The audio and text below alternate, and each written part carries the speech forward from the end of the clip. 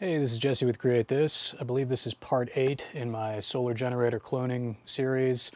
I've got these Pelican case mounted 100 amp hour 12 volt LiFePO4 batteries and or lithium iron phosphate, batteries, and I am duplicating them. I have 4 of them. So this is the one that I've been working on the whole series, and last time we made these bus bars. So we made a positive bus bar and we made a negative bus bar. And as you can see, I have tightened down the connections. So in the last video, you can see a little bit of a gap there. You can see that the nuts draw the gap closed quite nicely. And the only thing that's left to do on this at this point is to take some 4/0 cable and connect the 4/0 cable to the negative post and the positive post. Now, I have an SB350 connector mounted, and inside of an SB350 connector, you have a couple of options. So these terminal lugs are for 4/0 cable, and this is what I end up using. Now, ideally, I think in this case, it would probably be better to use bus bar connectors. Okay, that's these. But the problem with that is, let me show how that works. You can just shove these in. They're removable later.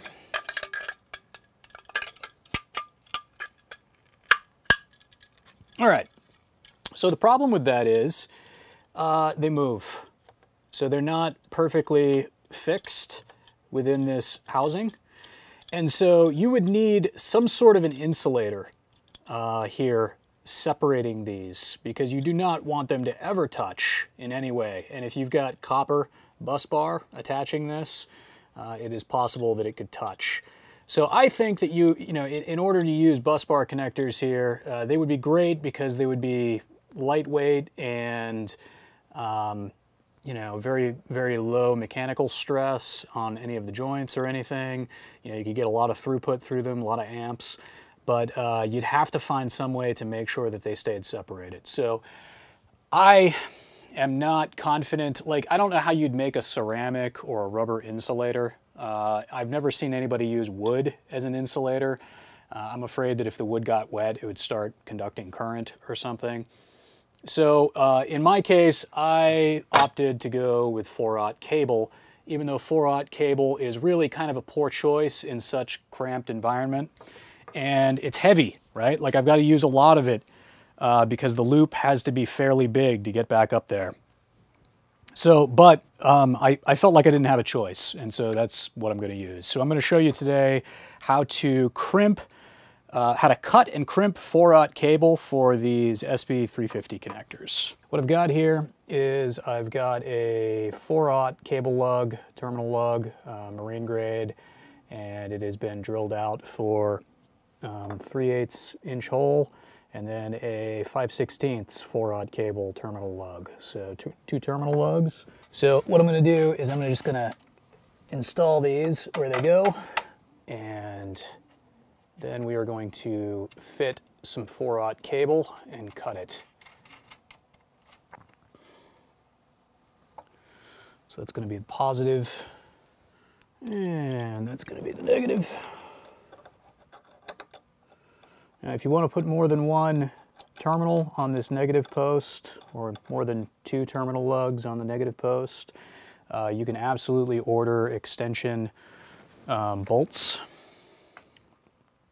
I did that for one of mine.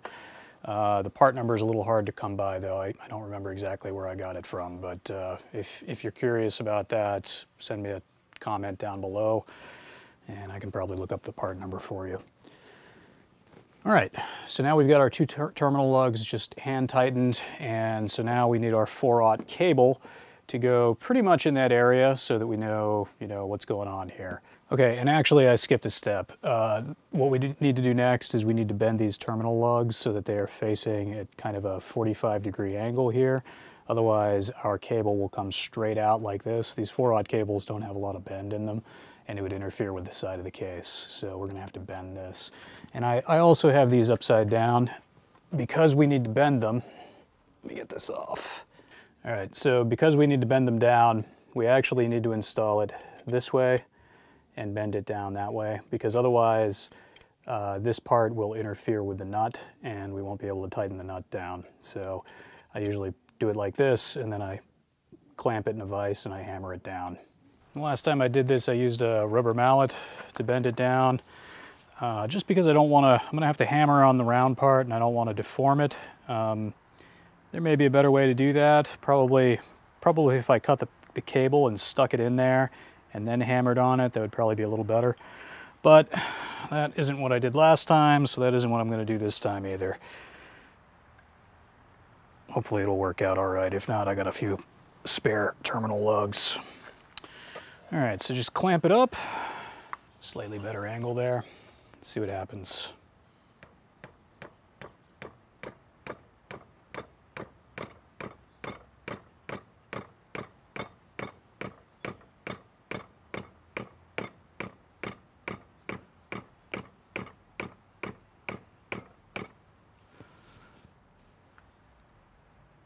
I don't actually know how far to go with it.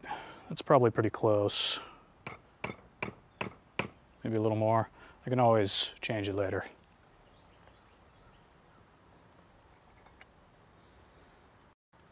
Here's the finished product.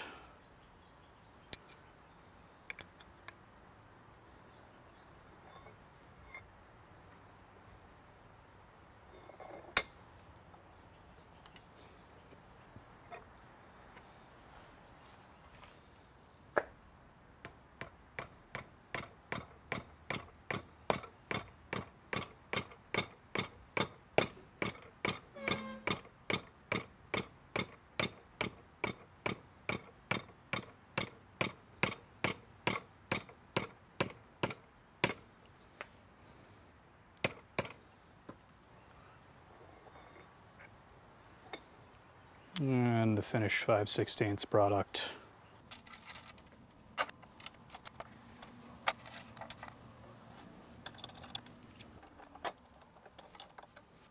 Yeah, I think that angle will work nicely. Okay, so next we need to have, this guy's going to be in there like that, so need to have it up to pretty much that first screw there. And really want to kind of bend it as much as I can. I don't know if you can break these cables or not doing this. Wouldn't be surprised if you could. But something like that. So I think I can probably cut it right here.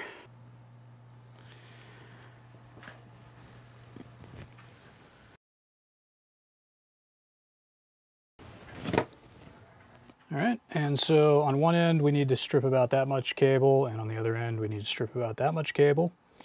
So let's just start with one. I guess we'll pick this one. So maybe right about there.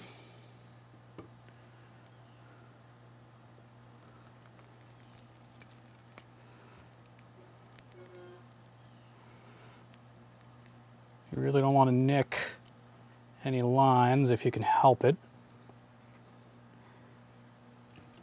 So what I like to do is kind of pry it apart after I've cut it.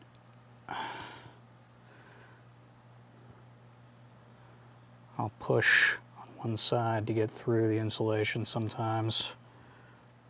Really trying not to nick anything. Hard to do though.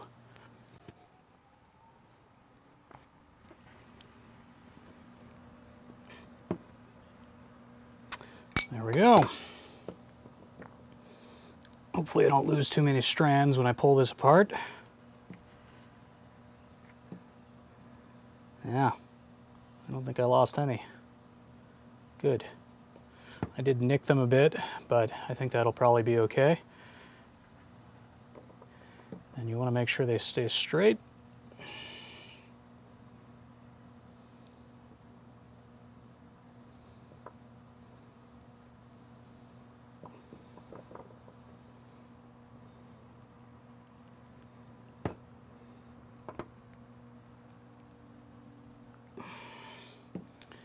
And there you go. And then we use the hydraulic crimper. I've got a whole video about how to crimp 4/0 cable. So if you need more detail than this, you know, just ask down in the comments and I'll be happy to provide a link to that video.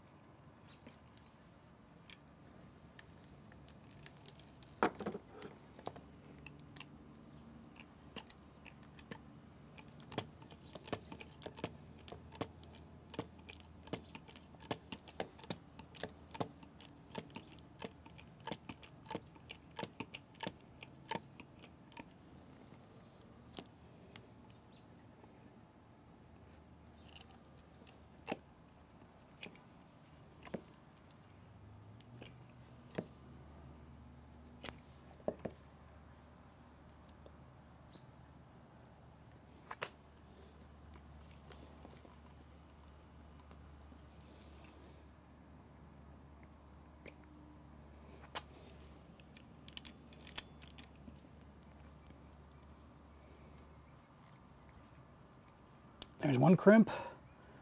Now we just have to do another one right there.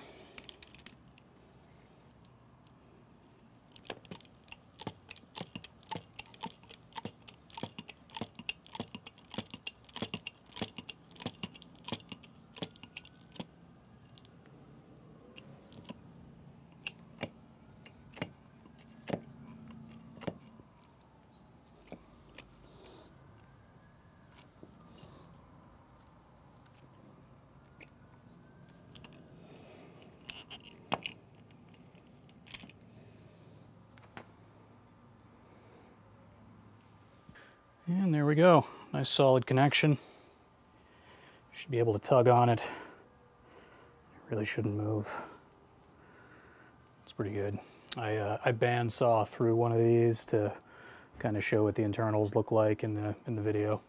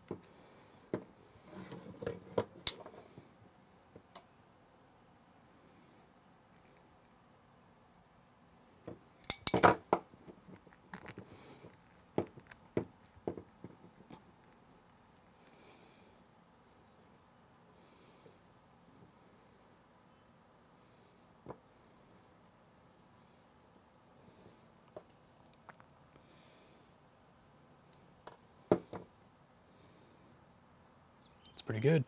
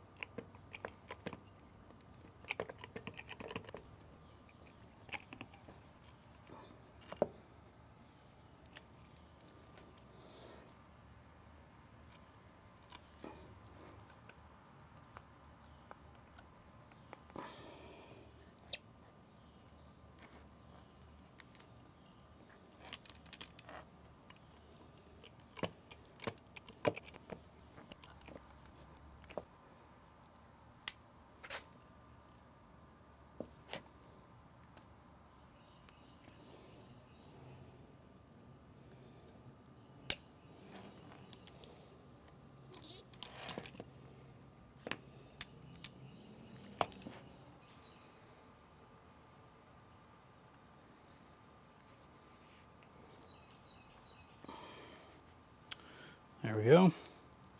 Get a little bit of heat shrink on there. Next I'll heat shrink that down on both sides.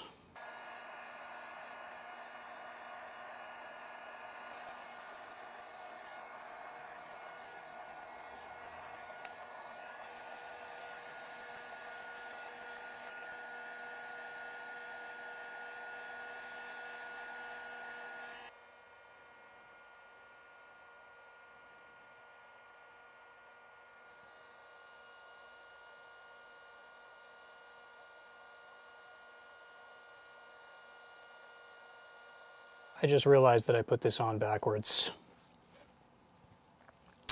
This is supposed to be on like that. Oh, man. Boy, so this is a learning experience. So this needs to be in there like that, not like this, right? So what I did is, these are kind of expensive and these are not.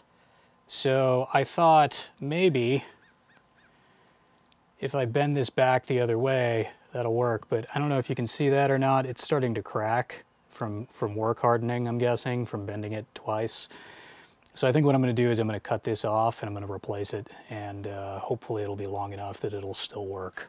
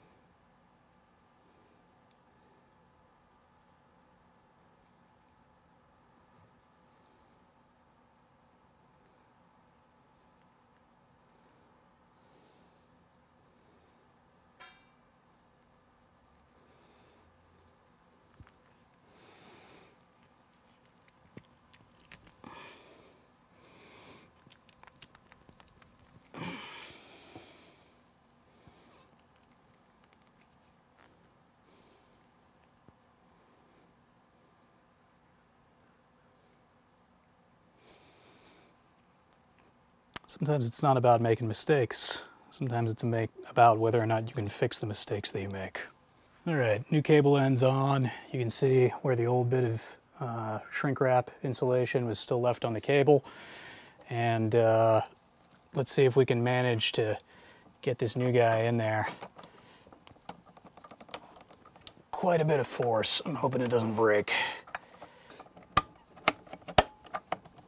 There we go.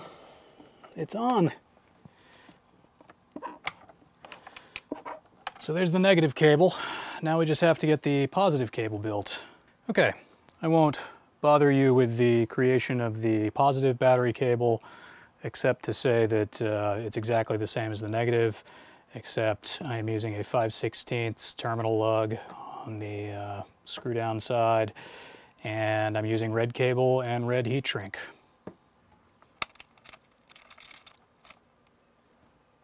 Gotta be careful with these 5/16 terminals with 4/0 cable. They're kind of fragile. Looks like a 14mm. And again, they're kind of fragile, so I don't want to crank down on it too much. There we go. All right.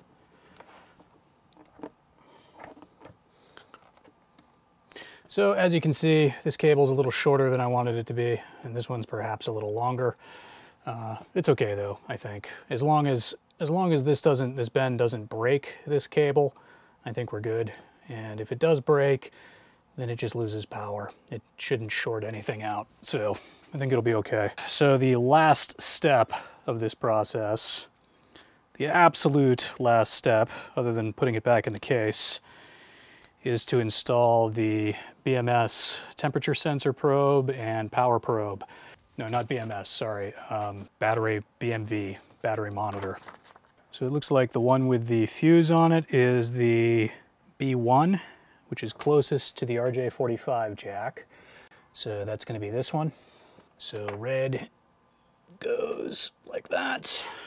So I think you just push these in, give it a bit of shove. And same thing on the negative side. Push, give it a bit of a shove. Good to go. All right. And then I think what I did on the last one is, I think I actually routed this behind. So I came back this way.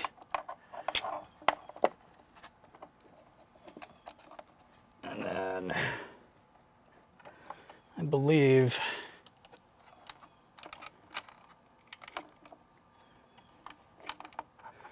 I connected it right here. Looks like that's a 13.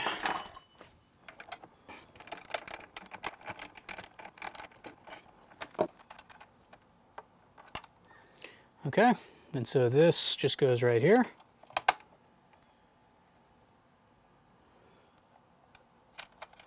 Put the washer back on.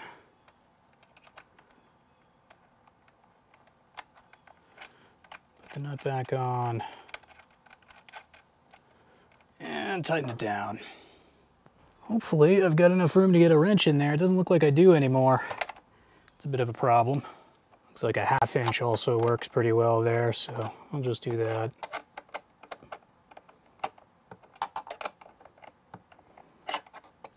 Would go faster if I could get my wrench in.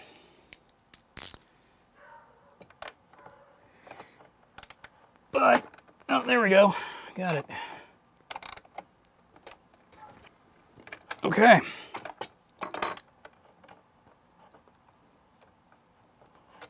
So that shunt should have power now. The only thing left to do is connect the RJ45. Now they give you this big, long, huge cable. You can certainly, make your own that's shorter. I'm just going to use the one that they give me because I'm lazy.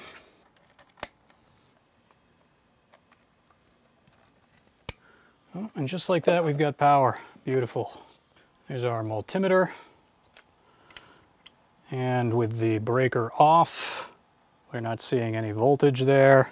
If we turn it on, then we see the full 13.32 volts. All right. We also should be able to pair with the Victron app here. Should show up now. Okay. So one of these is my new one. The other one is the one upstairs that I've already used. I'm not quite sure which one's which.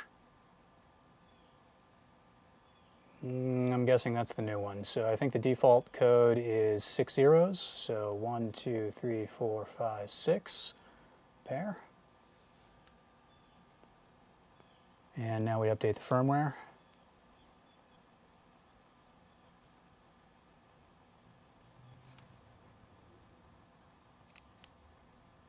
There we go, 3.30 volts. That is what it's showing on the top as well. It wants me to change the pin code, which I will do.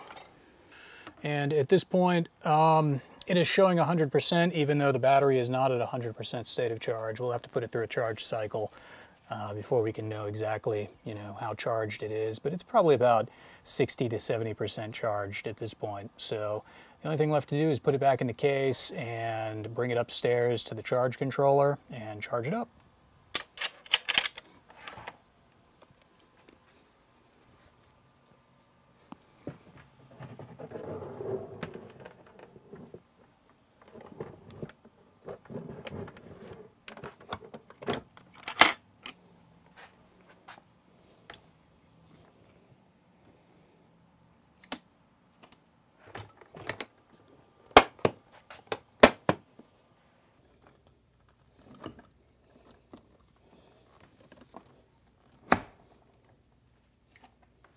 So we are now charging from the charge controller. So this is 13.37 volts and 77 watts. And let me just make sure in the app that I have this set properly. I probably do not. So let's click on that. Looks like it wants another firmware update. Okay.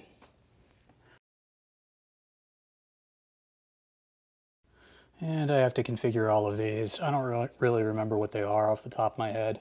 So let's see. I guess we can bounce back and forth a little bit here. So the old one, 14.4 volt charge voltage, 4% tail current, 1.05 Puchert exponent, 14.4, 4%, 1.05 I believe for the Puchert exponent. I believe it's 99% efficiency. Not sure about the other ones. Current threshold. Yeah, so it looks like the defaults are fine for that. So that's pretty much it. Again, this has been Jesse with Create This. I hope you, if not enjoyed, at least learned something from this solar generator cloning video. As always, thanks for watching, and please subscribe.